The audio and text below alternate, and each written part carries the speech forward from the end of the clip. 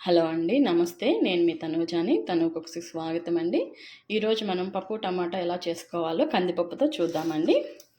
ముందుగా నేను ఈ రైస్ కుక్కర్ బౌల్ ఉంది కదా, డబ్బా ఇస్తారు కదా మనకి కొలతకి, ఆ డబ్బా నిండా ఫుల్ కందిపప్పు తీసేసుకున్నానండి. ఫుల్గా దాంట్లో కావాల్సినవి టమాటాలు, ఒట్టి టమాటాలేనండి, ఏమీ యాడ్ చేయట్లేదు నేను. ఒక 5 టమాటాలండి, బాగా ఎర్రగా పండిన టమాటాలు తీసుకోండి. దాంట్లోకి 2 ఉల్లిపాయలు, 5 పచ్చిమిర్చి అండి, కరివేపాకు, కొత్తిమీర అండి, చింతపండు, చిన్న గోలికాయ అంత చింతపండు. ఇంకా దాంట్లో కావాల్సింది టేస్ట్కి తగ్గట్టు పసుపు కొంచెం ఎక్కువే వేసుకోండి, బాగుంటుంది. ఉప్పు, కారము అది ఎవరి టేస్ట్ని బట్టి వాళ్ళండి. తర్వాత తిరగమాతకి ఆవాలు, ఎండుమిర్చి, జీలకర్ర అండి. ఇప్పుడు మనం తయారీ ప్రాసెస్లోకి వెళ్దామండి.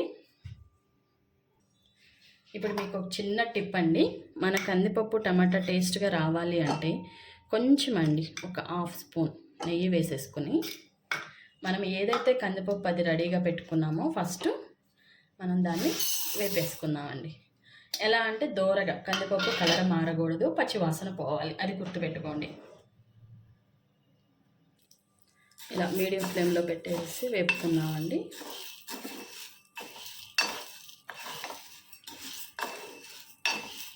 ఇలా చేసుకుంటే మన పప్పు టమాటా చాలా టేస్ట్ ఉంటుందండి. అది కాక ఇప్పుడు వచ్చేది సమ్మర్ కదండి, మనం మార్నింగ్ చేసిన పప్పు ఈవినింగ్కి నిల్వ ఉండదు అసలు. కానీ ఇలా చేయండి, మీకు మరుసటి రోజుకి కూడా అసలు స్మెల్ అనేదే రాదండి, చాలా బాగుంటుంది. ఒకసారి ట్రై చేయండి, చాలా చాలా బాగుంటుంది. మరి ఈ టిప్ ఎవరైనా చెప్పారో లేదో కానీ నేనైతే ఇదే ప్రాసెస్లో చేస్తానండి. ఇదండి మన కందిపప్పు. గుర్తుపెట్టుకోండి, కలర్ మాత్రం మారకూడదండి, కలర్ ఇదే కలర్లో ఉండాలి. మనం ఇప్పుడు స్టవ్ ఆపేసానండి, చాలు. ఇంకెంత వేగింది కదా. ఎలా అంటే బాగా హీట్ ఎక్కితే చాలండి, కందిపప్పు ఇలా పట్టుకోలేనంత హీట్ ఎక్కితే చాలు, మన చేయి పట్టలేనంత హీటు, దాని పచ్చివాసన పోతుంది. ఇంక ఇప్పుడు మనం కొంచెం చల్లారంగానే కడిగేసుకుని కుక్కర్లో వేసేసుకున్నామండి. ఇప్పుడు మన పప్పు చల్లారిపోయిందండి. నేను కడిగేసుకుని ఒక కప్పుకి 3 కప్పులు వాటర్ వేసేసుకున్నానండి. ఇందులో మనం ఒక చింతపండు తీసి పక్కకు పెట్టేసి మిగతా అన్నీ ఇందులో వేసేసుకుందామండి. కొత్తిమీర కూడా లాస్ట్కి వేద్దాము. పచ్చిమిర్చి, ఉల్లిపాయలు అండ్ కట్ చేసి పెట్టుకున్న టమాటాలు,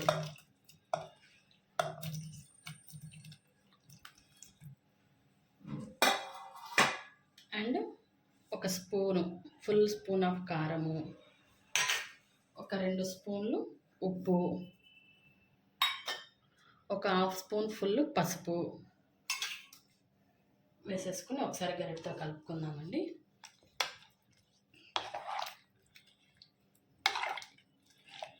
ఇంక ఇప్పుడు కుక్కర్ మూత పెట్టేసి స్టవ్ మీద పెడదామండి.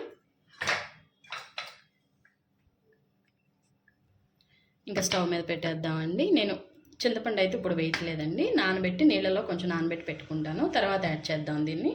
అదేంటనేది పప్పు ఉడికిన తర్వాత చూద్దాము. నేను కుక్కర్ స్టవ్ మీద పెట్టేశానండి, మీడియం ఫ్లేమ్లో పెట్టాను. ఇప్పుడు దీన్ని మనం ఈ పప్పుని ఒక 5 విజిల్స్ లేదా 6 విజిల్స్ వచ్చేదాకా ఉడకబెట్టుకుందామండి. దాని తర్వాత నేను మళ్ళీ చూపిస్తాను. హలో అండి, ఇప్పుడు మన కుక్కర్ చల్లగా అయిపోయిందండి. ఇప్పుడు మనం మూత తీసేసుకుందామండి. నేను ఒక 5 విజిల్స్ అయితే రానిచ్చానండి. ఇక చూసారు కదా మన పప్పు ఎంత బాగా ఉడికిందో, మీకు అనిపిస్తుందా? ఇప్పుడు మళ్ళీ ఒకసారి స్టవ్ వెలిగించుకొని మనం ఇందాక ఏదైతే చింతపండు మీకు చూపించానో అది నీళ్ళలో నానబెట్టుకుని ఇందులో పోసేసుకుంటున్నానండి దీని రసము. దీన్ని ఒక 10 నిమిషాలు వద్దులేండి, ఒక 5 నిమిషాలు ఉడకబెడితే చాలు. మనం మళ్ళీ ఒకసారి ఇలా తిప్పేసుకుని ఒక 5 నిమిషాలు హై ఫ్లేమ్లోనే ఉడకనిచ్చేసేద్దామండి. ఈ టైంలోనే ఉప్పు, కారము అన్నీ సరిపోయినాయో లేదో చూసుకుందాం. పులుపు నాకైతే అన్నీ బాగా సరిపోయినాయండి. కొంచెం ఉప్పు యాడ్ చేసుకుంటాను. కారం అయితే పర్ఫెక్ట్గా సరిపోయిందండి, పులుపు కారము. ఒక 1/2 స్పూను సాల్ట్ యాడ్ చేసుకుంటున్నానండి, చాలు. ఇక ఒక 5 నిమిషాలు ఇలా ఉడకబెట్టేసుకుని తీసేసుకున్నామండి. మనం తిరగమాత పెట్టుకుందాం. ఇంకా దించేసుకున్నామండి. ఒక 5 మినిట్స్ అయింది కదా, దించుకుని పప్పు గుత్తితో మెదుపుకున్నాము. ఈలోపు గిన్నె పెడదాము, ఇది వేడవుతుంది.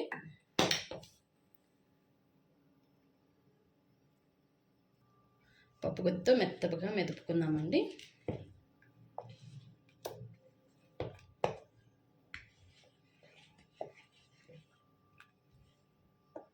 టమాటా ముక్కలు ఏవి కూడా లేకుండా చూసుకుందామండి.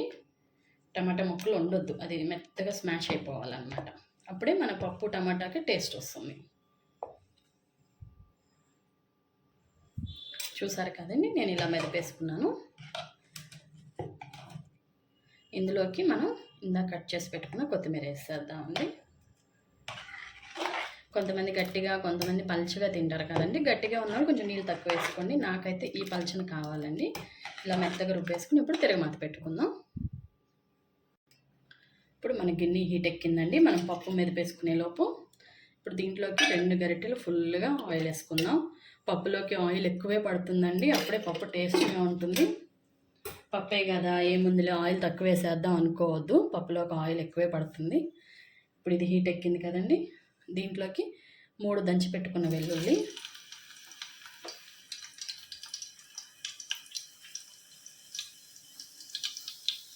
ఇప్పుడు ఆవాలండి,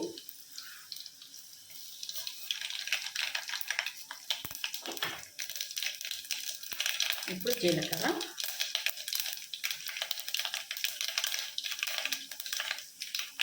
మూడు ఎండుమిరపకాయలు,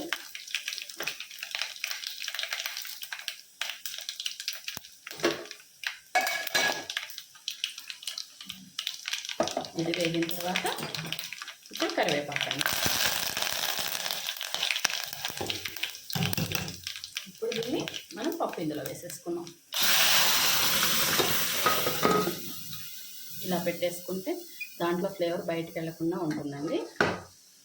ఇప్పుడు తీసేద్దాము. ఇప్పుడు ఒకసారి తిప్పేసుకుని ఒక్క 2 నిమిషాలు ఆగి ఆపేసుకుందామండి. దీంతో మన ఎమ్మి టమాటా పప్పు రెడీ అయిపోయిందండి. నచ్చితే ఒక లైక్ చేయండి, ప్లీజ్ సబ్స్క్రైబ్ చేసుకోండి. నచ్చితే ఒక కామెంట్ కూడా చేయండి. ఇప్పుడు ఒక్క 2 నిమిషాలు మీడియం ఫ్లేమ్లో పెట్టేసి నేను పప్పు ఆపేస్తానండి. థ్యాంక్ యూ సో మచ్ అండి చూసినందుకు వీడియో.